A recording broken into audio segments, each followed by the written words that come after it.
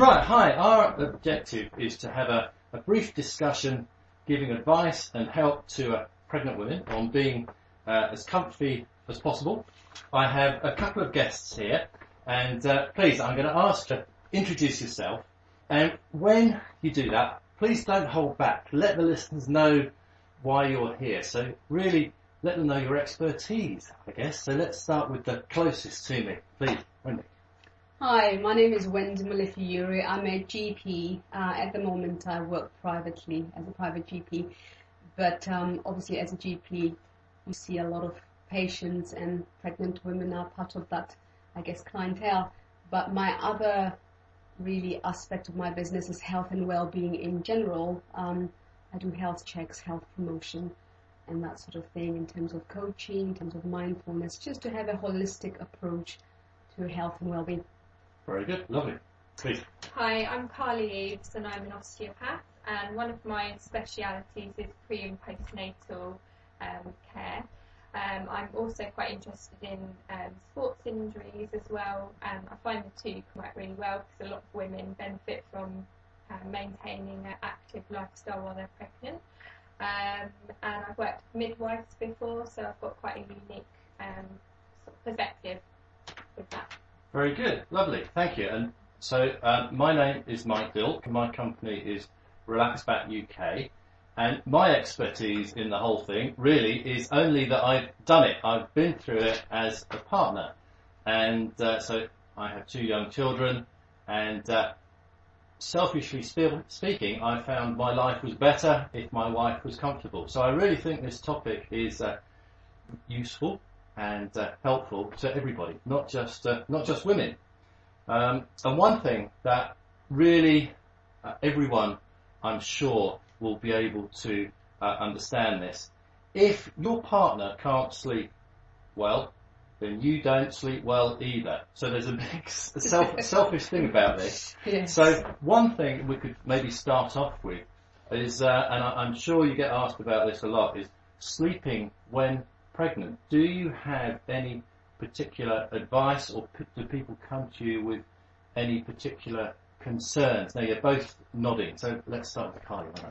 Yes, so one of the quite common injuries that pregnant women come to see me with is sacroiliac joint problems, which is pain in the pelvic region. And one of the aggravating factors, or what people find painful, is actually sleeping on their side. So a big part of my job is to try and help ladies be more comfortable sleeping on their side, because it is the most optimum position for mum and baby while they are pregnant. So some of the things I usually advise is to try and sleep with a pillow in between your knees, because that will keep your pelvis open and therefore won't sort of strain the joint affected. And any also, sort of pillow or a special memory I mean, foam you can buy these big pregnancy pillows, but a lot of ladies find that they're hot when they're pregnant, and they don't really want a full-sized pillow, making them even hotter. So I usually say just a standard pillow in between the knees, and that seems to really keep the pelvis open nicely. You can place a pillow under the bump as well. That tends to put you in a bit of a better position as well, and that seems to help. Okay. Have you come across it? Yes, from my point of view, I guess I see women as well who complain about that sort of pelvic pain in the middle, what they call SPD, just the pain that you experience right in the middle of your pubic bone, because the ligaments get a little bit relaxed. So I see a lot of women who complain of that, and just, I guess, other factors that can affect women's sleep is just generally maybe tiredness, maybe other aspects of that that are related to the pregnancy. So the main advice, I guess, is I would work with colleagues like Harley, physiotherapist, osteopath, to just give them the right sort of advice, and just advising them, even pre-pregnancy, to be thinking about their posture, to be thinking about activities that they can do that just to help them to strengthen their core, to strengthen them really in terms of preparing the body so that they don't experience that much discomfort. And also just advising women to ensure that they sleep the right amount of hours. Do people need more sleep when they're pregnant? Or No, not particularly, but I guess in general it's just to ensure that they are, because sometimes it's very easy to just carry around, especially if you have other little ones to run around, after. Mhm. It's very important that you are sleeping enough.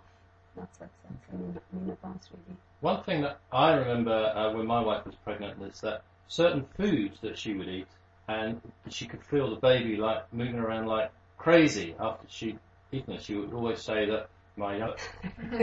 So, do you come across people saying, God, if I eat a certain food just before I go to bed, I can't get to sleep because the baby's just awake and kicking around? Yeah, there are people who experience such things actually, but of interest from my point of view actually is especially spicy foods can cause a lot of heartburn type symptoms, and when you go to sleep you lie flat, and that can really aggravate those kind of symptoms and in turn affect sleep. So it's just a question of, I guess, how much you've eaten, what you're eating, and you get to know your body. Your body talks to you all the time, and it will tell you really what really enjoyed. So you just have to kind of learn to ease off on that and not eating too late at night so that you're too full and uncomfortable, just as you would normally. That's when good advice anyway. Exactly. Really, isn't it? When you're pregnant, there's that bump kind of creating that little bit of obstruction on your gut. So you just have to be sensible from that point of view. Okay. And what about snacking in the middle of the night? I mean, my wife would get up. Possibly it's because you can't physically eat so much because you've got this obstruction. Yes. On your belly, so she would wake up in the middle of the night kind of hungry. I think I've got a theory on this. It's not sort of scientifically proven, but especially in sort of first trimester when there is morning sickness is more common. Usually it's because the lady's glucose levels have fallen during the night, and then they wake up and they feel very sick. And that's due to hormone changes and things.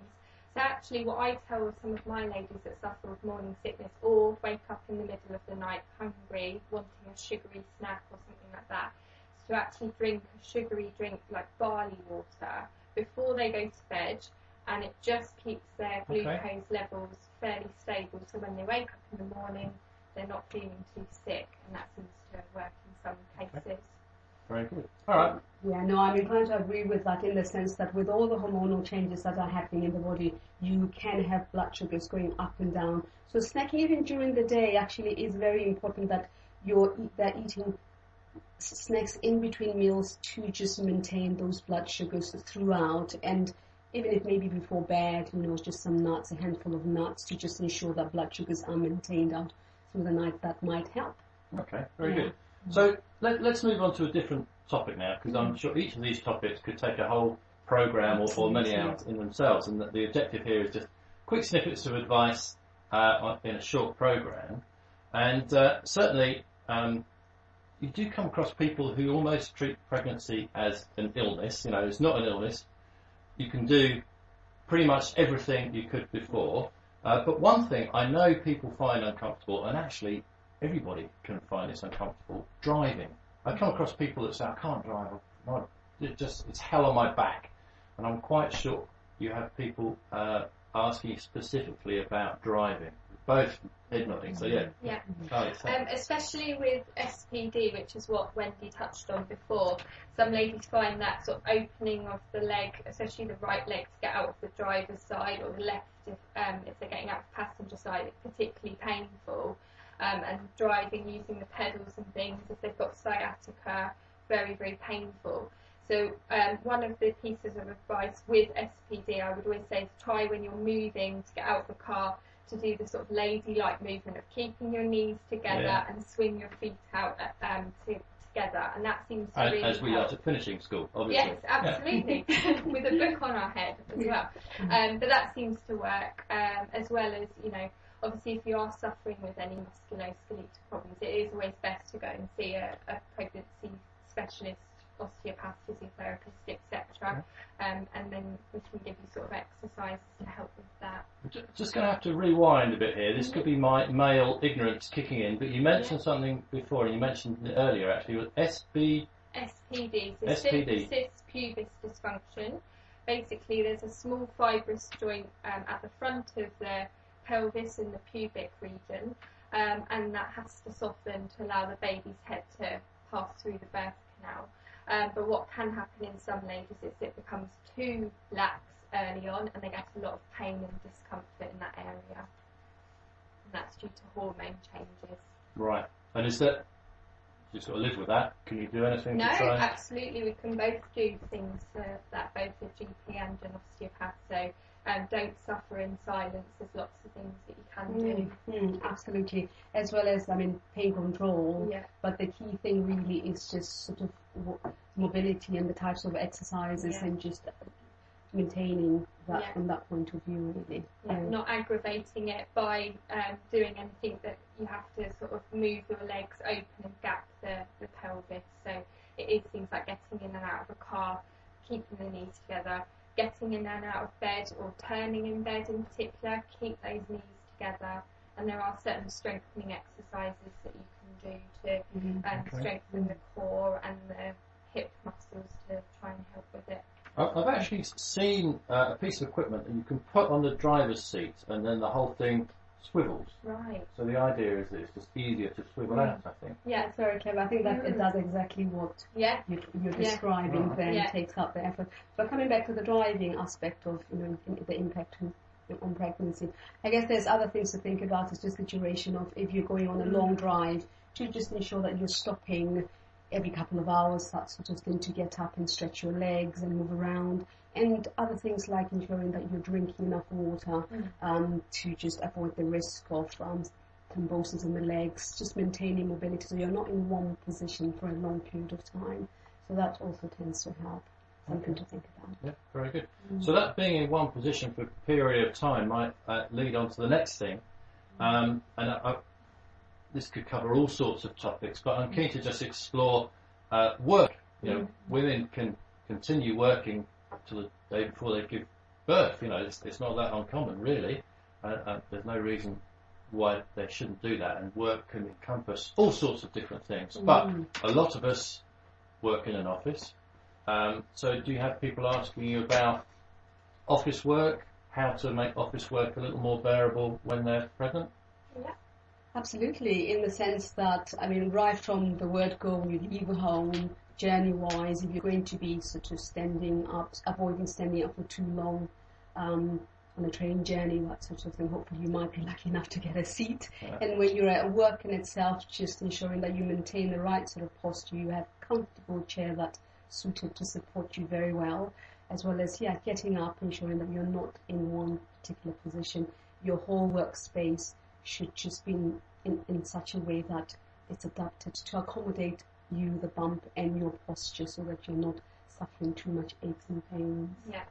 I'd agree with that. And also just getting up regularly. Again, you touched on about reducing risks of thrombosis and things.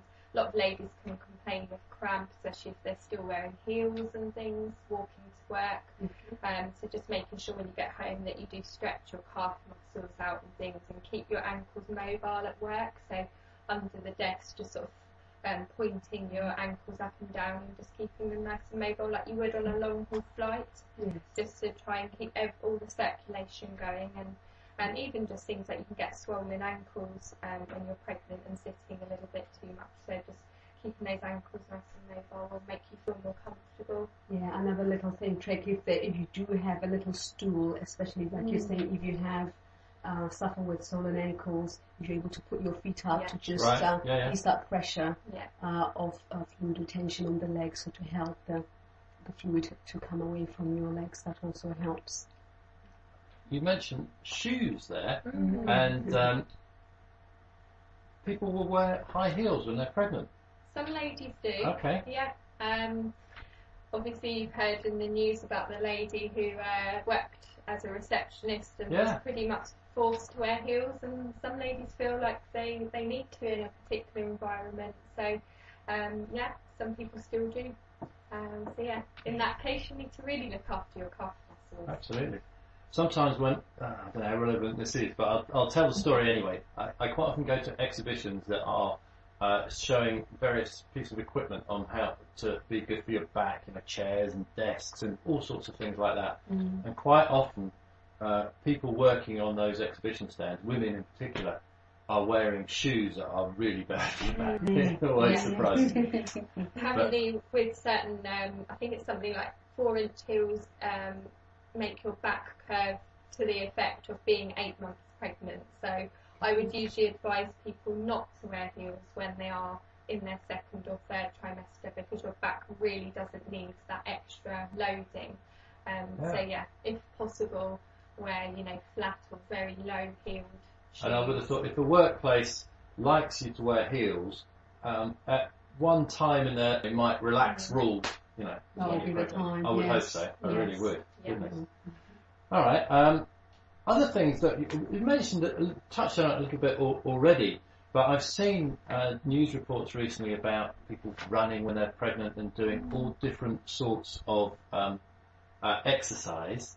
What sort of what sort of sports, or what sort of questions do patients come to you when they're wanting to do sports when they're pregnant? I mean, with regards to sports and activities, you want to encourage women to maintain as much activity and sporting activity as they can, as they used to do before they were pregnant. But obviously, everybody is an individual. There might be medical conditions that restrict them, or they might have had problems in the past that might impact during the pregnancy. But, you want to err on the side of caution and avoid more sort of vigorous exercises such as horse riding, and things like that. You just really want to avoid that. But ultimately, you want to maintain normality, because like you mentioned at the beginning, pregnancy is not a disease. If you're well, if you can maintain activity, they want to go for a gentle jog, that's absolutely fine. Swimming is very good because, yet again, it's all very supporting the back while you're in the water. And there are other exercises that are very good in pregnancy, yoga, Pilates, that I'm sure you recommend and you work with some of your clients on. Yes.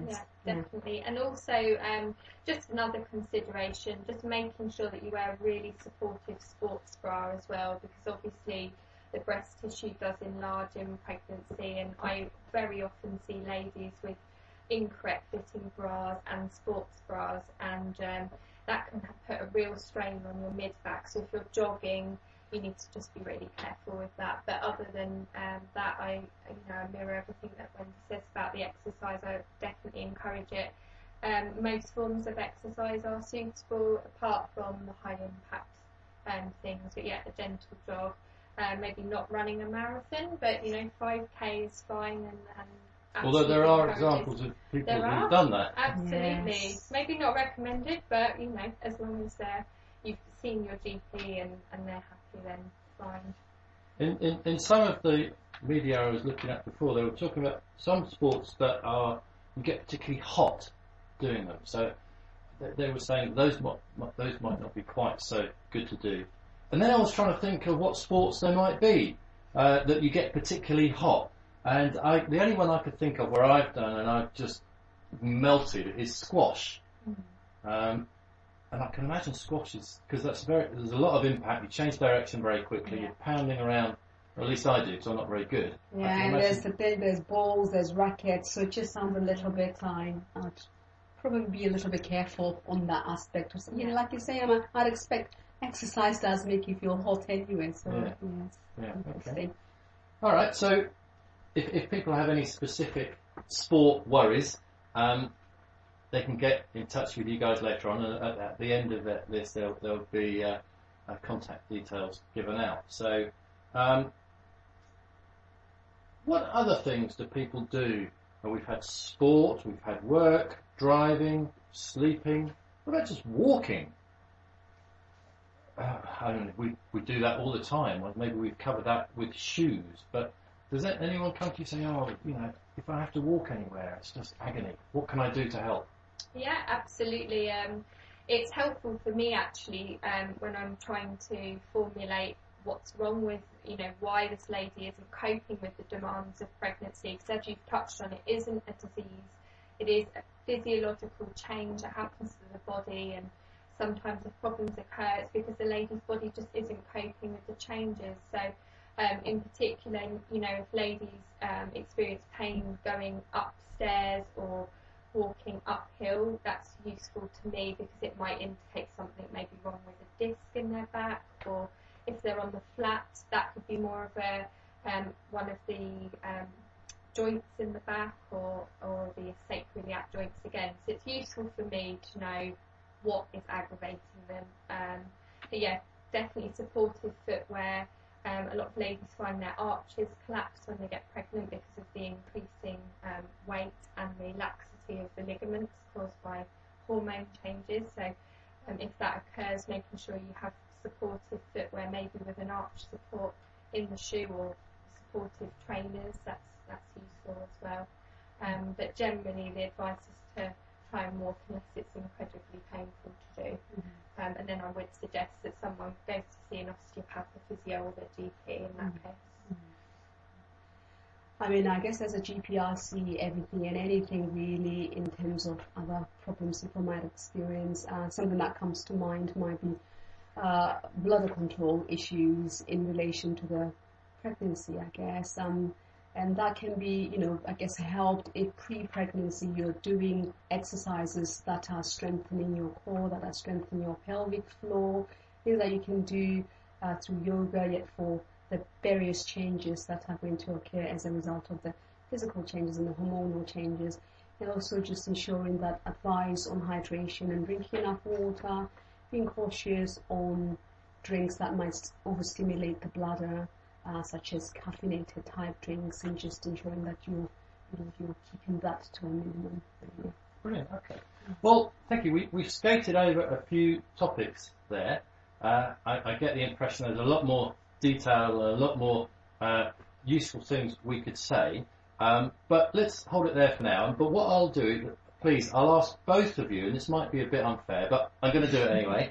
Is there one piece of advice or one thing that you've learned from your children that kind of stands out that you can suggest to listeners as some good advice? Oh, put us on the spot.